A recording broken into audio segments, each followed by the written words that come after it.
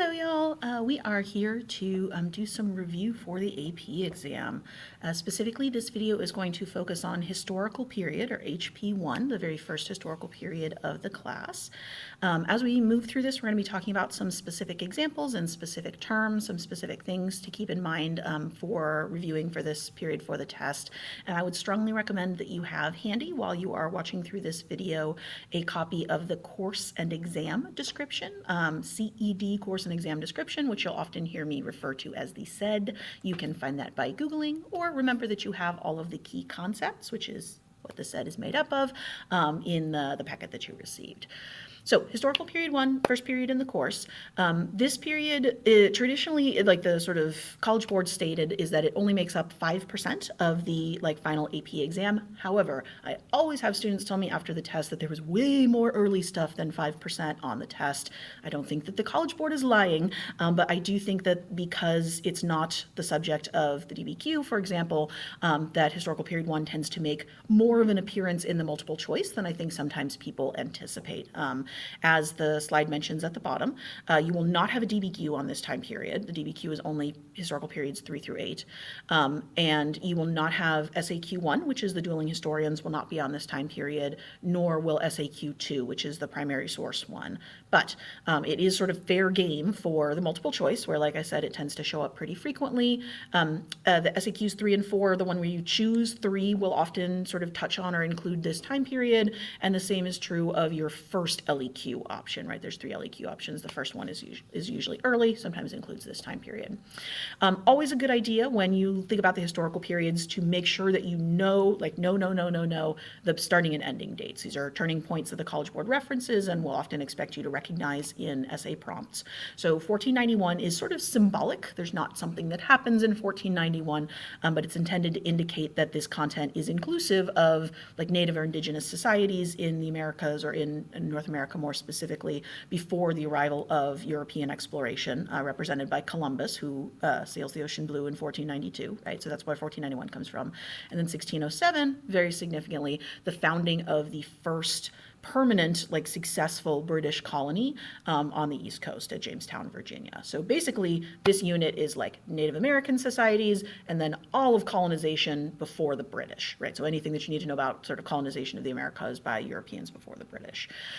So in some of the other videos, we're going to be following the key concepts a little bit more closely. For this one, there's a ton of overlap. Lots of these terms sort of are the same terms that you would use for a bunch of different key concepts, so we're just going to be going a little bit more term or concept-wise. First off, if you are looking at sort of native societies before Columbus, this slide is sort of a summary of all of the things that you might need to know about Native American societies before Columbus, or in the 1491 time period. Number one, you do need to have a sense of some general regions of the country, and then the ability to kind of describe some of the native societies that lived there. So this is a thing where on an SAQ, for example, where you might be asked to identify 2 different regions of the country, and then how the Native Americans there adapted to the environment, or how they impacted the environment. So if you are not familiar with some of the geographic terms that are on the map that's on this slide, is a good idea, again, to, I would say, pick 2 or 3 to familiarize yourself with. If you look at the text over on the left, that's taken directly from the College Board's key concepts, and it can give you a sense of how they describe the terms. Some general reminders from me: in the Southwest, which sort of is Texas, New Mexico, Southern California, down through Mexico, that area is where we see the sort of big spread of maize cultivation. We have empires there, right? The Aztec or the Mexica most dominantly, and then the Pueblo in, again, kind of modern day New Mexico and Arizona areas. Much more settled, cultivated. We don't see a lot of hunter-gatherer happening here. These are societies that have sort of cultivated their crops and have adapted to, in the north, a very desert environment by building things like pueblos, right, cities. And then in the south, a more jungly environment, right? That's where more the Aztec, or if you go further south, the Inca are. In the Great Plains, which is sort of right down the middle, right, sort of Texas northward, that's the Great Plains. This is where we have the most nomadic of the Native Americans. The Sioux, S-I-O-U-X, right, are probably the most dominant tribe here. Before the arrival of Europeans, there were no horses, right? But even still, these were nomadic tribes. They tended to use dogs and dog sledding to sort of move themselves and their belongings around. There's not much trees, there is not much water, and there's not much like crops. Crop cultivation is very difficult in the Great Plains. So these societies sort of followed the herds of buffalo, excuse me. So that's a good example of, again, adaptation to the environment. On the two coasts, the Atlantic seaboard and then like the Northwest, Pacific Northwest down into California, we tend to have settled tribes living in villages, made of like timber, a variety of forested areas, and often depending on like fishing and then settled crop cultivation. So that's kind of one thing that you need to know about Native Americans, a little bit about them and their sort of interactions with the environment. Another thing that's worth kind of like looking up or reminding yourself about is the impact of Native American societies on the environment. So things like terrace farming in particular in the Southwest are like a great example of that. Slash and burn agriculture on the Atlantic seaboard, where they're sort of like deliberately setting fires, to create fields to grow crops in, those types of things. The third kind of like thing to know about Native societies has more to do with what happens when Europeans start to arrive. Worth remembering that Europeans don't arrive everywhere on this map all at the same time, right? We're sort of hitting various coastal areas in the 15 and 1600s and then sort of moving into the center much more slowly. Areas of the Great Plains, right, don't see any significant non-native settlements until like the 1800s, right? So it's a long sort of process, right, of arrival and contact. But you should have, again, a couple of examples of like adaptations or impacts on Native societies, things that they adopt from Europeans. Horses is a great example there, right? And then impacts on their societies. One term for this sort of like period of cultural exchange, and this is a very good specific term to know for HP1, is called the Columbian Exchange. This is a historian term, right, that we've sort of invented to refer to kind of roughly the first century of contact, so say 1492 to like 1592, right, roughly, between Europe and then North America, and then also Africa, right, as the transatlantic slave trade starts at the same time as European colonization does. The kind of basic vibe here is that this is not a formal exchange system, right? This is not Europeans showing up and be like, hello, we have horses and we will trade them for your corn, right? Like it's not a formal system of exchange. It's just kind of the exchange that naturally happens when peoples who have not been in contact with each other before ever are now in contact with each other. So that includes a lot of agricultural and food stuff going back and forth. You can see a lot of that on the slide. This is another thing where it's good to have just kind of like an example or two that you can talk about. Potatoes in particular are going to be very impactful in Europe. That's a good one.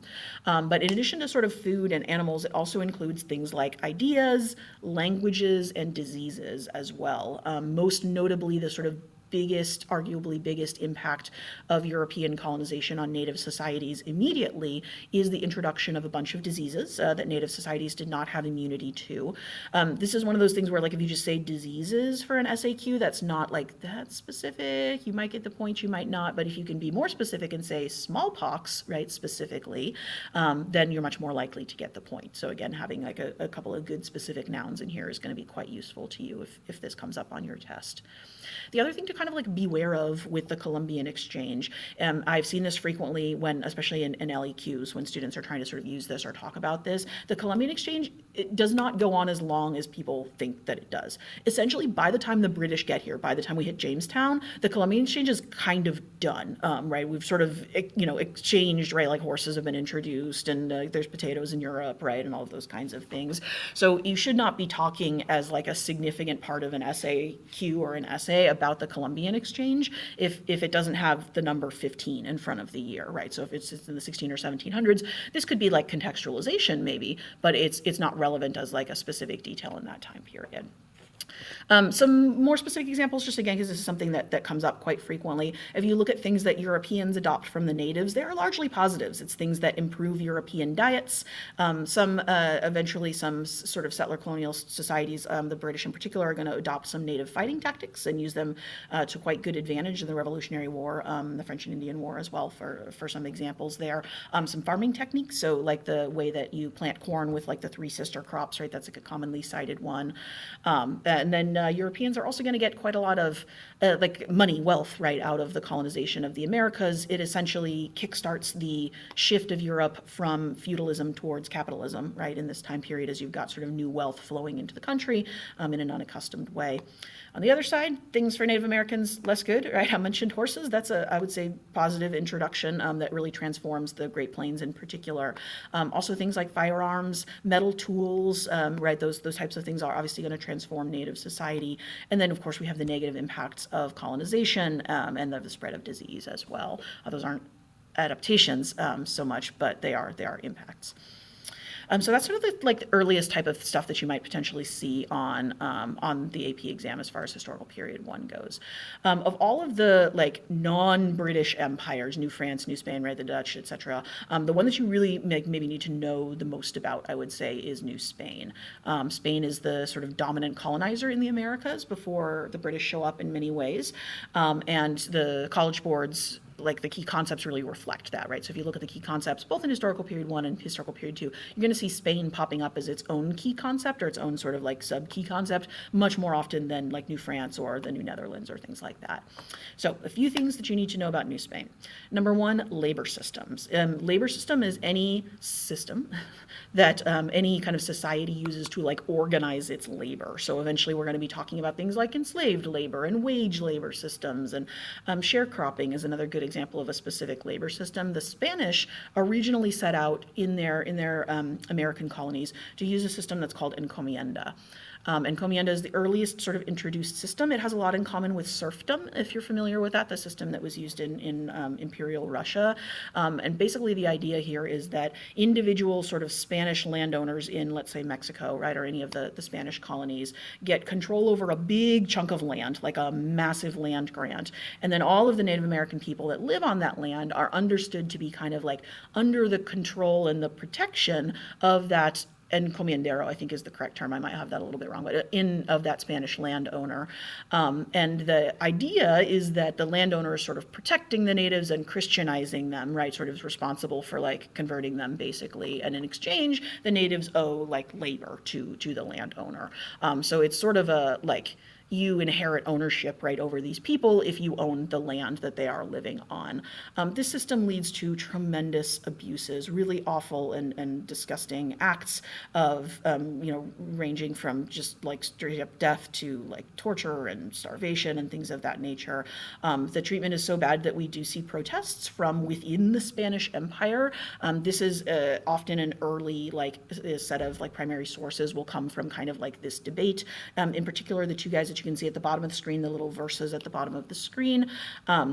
That is, so on the left is a guy named Sepulveda, who is often cited as one of the biggest voices like in favor of encomienda, talking about natives as being inferior and sort of like the subjugation as being justified. And then on the right, you have Bartolomé de las Casas, also frequently cited, who is not like a woke hero, right, in the sense that he doesn't have kind of like the best ideas about Native Americans, but they are much better than Sepulveda's, and they're arguing basically like these are human beings and we shouldn't be like massacring them, and we should be sort of trying to peacefully convert them to our religion. Encomienda encourages so many abuses, and I think it also puts too much power in the hands of landowners, what the Spanish crown doesn't like. So it will go away, and it will eventually be replaced both by the real beginnings of importing African labor, enslaved African labor into Spanish colonies, and then also at the same time something called repartimiento, which takes the sort of control or like ownership of Native Americans and puts them all under the crown of Spain, which is better, question mark, but still not that great. If you're looking at kind of like Spanish economy, the economy of New Spain in general, we are sort of for most of the time period that New Spain is in existence, it's a mixture of like forced indigenous labor and then enslaved African labor. That's sort of like what New Spain is running on. Spanish economy, agricultural, right? They're growing a lot of corn and other things, but also really focused on like the sort of getting of precious minerals. They really wanted a lot of gold, and they did find some gold in various places, but the main wealth of the Spanish Empire is going to come from silver mining, in particular in South America. I have Peru mentioned on here, other places in Central America as well that have fairly large silver mining kind of like productions in this time period. Also worth noting that another like later labor system that the Spanish will introduce is called the mission system. You don't want to talk about that too early. The mission system is basically the same time as the American Revolution. That's really when the missions are built. Other things about New Spain that you might want to know a little bit about has to do with sort of the Spanish culture. For every of the sort of major colonial empires, they have sort of different ways of organizing and interacting with sort of the different races or the different like ethnicities, groups of people within them.